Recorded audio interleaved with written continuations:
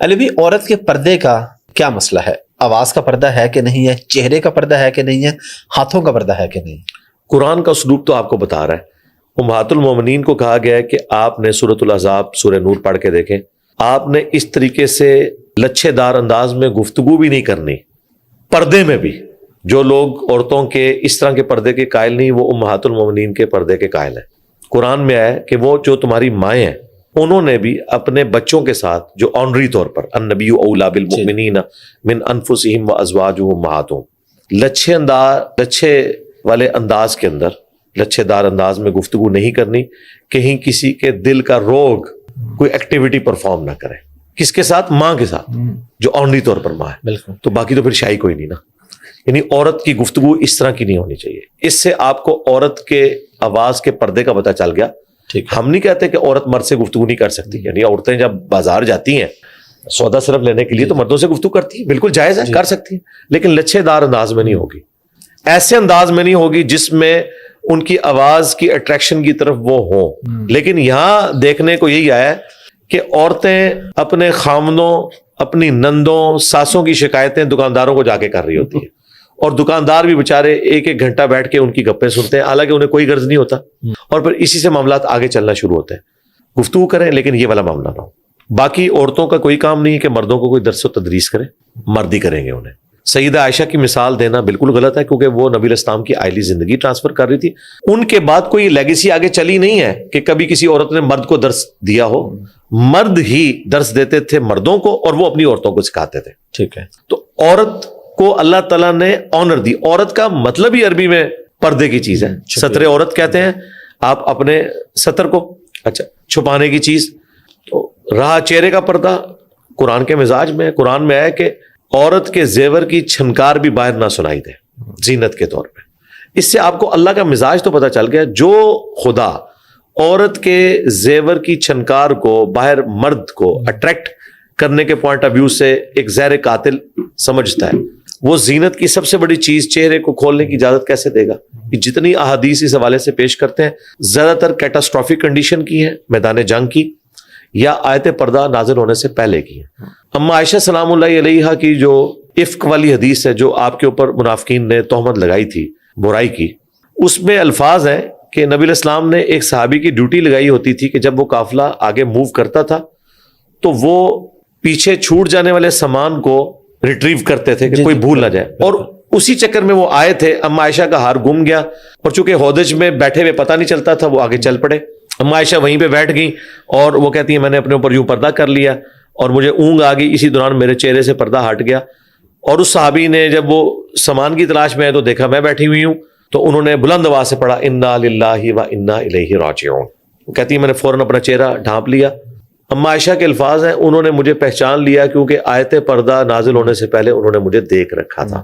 لہٰذا بخاری مسلم یہ حدیث یہ بتا رہی ہے کہ اما عائشہ آیت پردہ کے بعد پردہ کرتی تھی، حالانکہ وہ ماں ہے، پوائنٹ ٹو بی نوٹڈ، ماں ہو کر جن کے ساتھ نکاح ہمیشہ کے لیے بین کر دیا ہے۔ قرآن میں سورۃ الاحزاب میں ہے کہ اللہ کے نزدیک بہت بڑا جرم ہے کہ نبی کی وفات کے بعد ان کی بیویوں سے کوئی شادی کی کوشش کرے، یہ امت کی ماں ہے۔ اچھا، اور پھر دیکھیں اس مرد کو اللہ نے کیا آنر دی، اسی مرد کے ساتھ منافقین نے یہ برائی والا معاملہ جوڑا تھا، اور اللہ تعالیٰ نے اسے جوانی میں موت دی، اس کی شادی بھی نہیں ہوئی، وہ کمارا گیا دنیا سے۔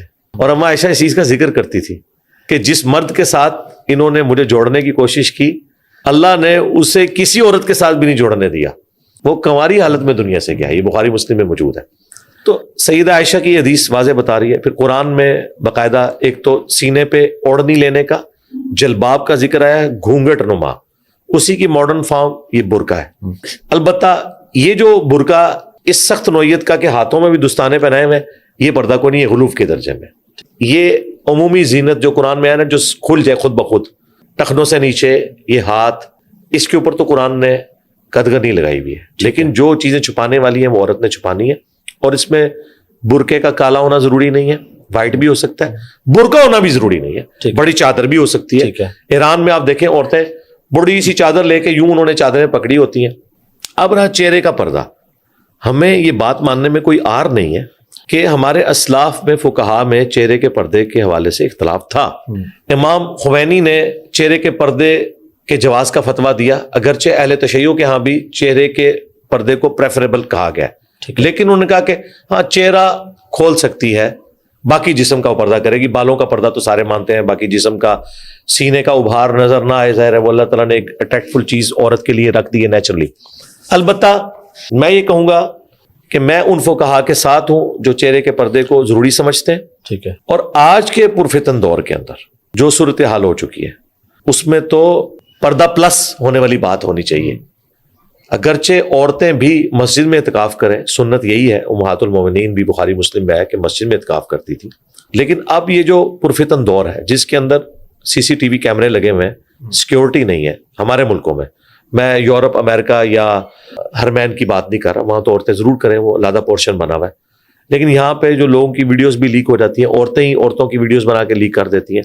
عورتوں نے اگر جمعے کی نماز کے لیے بھی مسجد میں جانا ہے وہ پردے کا اہتمام کریں، عورتوں کے سامنے بھی نہ کھلے. یہ ڈاکٹر فرحت ہاشمی، وہ عورتوں کے سامنے بھی اپنا نقاب نہیں کھولتی جی، الا ماشاء اللہ. عورتیں بھی جو ان کے درس میں بیٹھتی ہیں نا جی، وہ نقاب کی حالت میں ہی رہتی ہے. ظاہر ہے کہ اتنا پرفتن دور ہے، لوگ ویڈیوز کے ذریعے کچھ بھی کر سکتے ہیں. بہرحال جو اس طرح کے ڈومیننٹ ہیں ان کو تو زیادہ احتیاط کی ضرورت ہے. رہا عام عورتوں کو، ٹھیک ہے وہ چہرے کے پردے میں ان کی ایک حیا والا معاملہ ہے. رہا لوگوں کی نظر اور یہ کہنا کہ پردہ چہرے کا جو آپ کروا رہے ہیں پردے تو دل کی کیفیت کا نام ہے. میں مانتا ہوں کہ کئی لوگ ایسے ہیں کہ نہ وہ برقع دیکھتے ہیں، نہ چہرہ کھلا ہوا دیکھتے ہیں، نہ وہ نقاب والا دیکھتے ہیں. انہوں نے بد نگاہی کرنی ہی کرنی ہوتی ہے، اور جنہوں نے نہیں کرنی انہوں نے نہیں کرنی. لیکن ایک مسلمان عورت کی شان اسی میں ہے. میں آپ کو بتاؤں کچھ عرصہ پہلے، بلکہ اب تو کئی سال ہو چکے ہیں، CNN کے اوپر ایک ڈیبیٹ چل رہی تھی پردے کی. ایک عرب عورت بیٹھی ہوئی تھی بال کھولے ہوئے، دوسری طرف ایک فرینچ میکینیکل انجینئر، میری بھی انجینئرنگ میکینیکل میں، اس نے پورا حجاب کیا ہوا تھا، بلیک کلر کا نقاب سب کچھ. وہ پردے کے حق میں دلائل دے رہی تھی، اور وہ عورت تھی جو نیو مسلم تھی، فرینچ، اور یہ نسل مسلمان ہے، جو کچھ بھی ہے تیرے محبوب کی امت سے. یہ بال کھول کے تو کہہ رہی تھی کہ اسلام میں چہرے کا پردہ کوئی نہیں ہے. نان مسلم اگر تحقیق کر کے اسلام میں آیا ہے تو اسے پتہ ہے کیا ہے. پتہ ہے. یوسف ایسٹس نے بڑی اچھی بات کی تھی کہ ایک نان مسلم کرسچن خاتون تھی، انہوں نے اسلام سٹڈی کیا اور انہوں نے کہا کہ یوسف میں اسلام قبول کرنا چاہتی ہوں، لیکن یہ جو پردے والا معاملہ ہے یہ میں نہیں کر سکتی. تو وہ کہتے ہیں کہ میں نے اسے کہا کہ تم اسلام قبول کر لو، انشاءاللہ بعد میں اللہ نے توفیق دی تو کر لینا. تو اس نے آگے سے کہا کہ میں نے قرآن سٹڈی کیا ہے، میں نے احادیث پڑھی ہیں، کیا میں اللہ کا یہ والا حکم اپنی مرضی سے چھوڑ کر مسلمان رہ جاؤں گی کہ اپنی مرضی کے حکم کو میں مان رہی ہوں؟ اسلام تو نام ہی ہے سبمٹ یور ول ٹو اللہ، اللہ کے حوالے کرنا اپنی مرضی کو. وہ کہتے ہیں میں اتنا شرمندہ ہوا کہ دیکھو یہ بھی مسلمان نہیں ہوئی، اسے یہ پتا ہے کہ اگر خدا کو ماننا ہے پھر خدا کی بھی ماننی ہے. انہیں کیا پتا کہ یہ پاکستان میں کروڑوں لوگ ہیں جو کہتے ہیں کہ خدا کی ماننے کی ضرورت نہیں، جو کچھ بھی ہے تیرے محبوب کی امت سے. خیر 6 مہینے بعد وہ ایگری کی. یوسف ایسٹس نے اس وقت کہا کہ آپ ابھی کلمہ پڑھ لیں، لیکن اس نے نہیں پڑھا. شرعی مسئلہ وہی ہے جو یوسف ایسٹس نے بتایا جی، کیونکہ زندگی موت کا پتہ نہیں. جی جی بالکل. ہاں یہی ان کو کہنا چاہیے تھا. لیکن اس میں وہ جو عبرت حاصل ہوئی ہے کہ ایک نان مسلم جب اسلام کو سٹڈی کرتا ہے اسے تو پردہ نظر آ رہا ہے، مسلمان جو ہے وہ پردے کا اتنا بڑا دشمن بنا ہوا ہے، اللہ ماشاء اللہ. لیکن اللہ کا شکر ہے دنیا میں جتنے ریلیجس لوگ ہیں جو ڈومیننٹ پوزیشن کے اوپر ہیں، وہ جماعتیں جو دین کا کام کر رہی ہیں، خواہ وہ تبلیغی جماعت ہو، دیوبند کی، بریلویوں کی دعوت اسلامی ہو، اہل حدیث کی جماعتیں ہوں، ڈاکٹر فرحت ہاشمی ہو، ڈاکٹر اسرار صاحب ہوں، ڈاکٹر ذاکر نائک ایک چہرے کے پردے میں تھوڑی سی کمزوری انہوں نے دکھائی ہے، اپنی وہ فیملی کو کرواتے ہیں بہرحال وہ. باقی تو اوور آل کلچرل مسلمانوں میں نسل در نسل یہ چیز چل رہی ہے، اور میں اسی موقف کے ساتھ ہوں کہ چہرے کا پردہ ہونا چاہیے. میری وائف شادی سے پہلے نہیں کرتی تھی تو میں نے شادی سے پہلے ہی شرط رکھی تھی. اور جن لوگوں کو شوق ہے نا ان کی بیویاں پردہ کریں، یہ سارے معاملات شادی سے پہلے طے کرنے چاہیے. شادی کے بعد اگر آپ زبردستی کرنے کی کوشش کریں گے تو بعض اوقات اختلاف اس لیول پہ بڑھ جاتا ہے کہ علیحدگی ہو جاتی ہے. تو آپ ایسی جگہ پہ ہاتھ ہی نہ ڈالیں جو آپ کے مزاج کے لوگ نہیں. یہاں کئی مذہبی لوگ ہیں، ہاں وہ لوگ جو بعد میں یعنی ایک ریلیجن کے راستے پہ آئے ہیں وہ اپنی بیویوں کو پھر سپیس دیں، کیونکہ ان کی بیویوں نے اس وقت ان سے شادی کی تھی جب وہ اس طرح اپنے کریکٹر سے منوائیں. کچھ عرصہ گزرے گا، امید ہے انشاءاللہ تعالیٰ قبول کر لیں.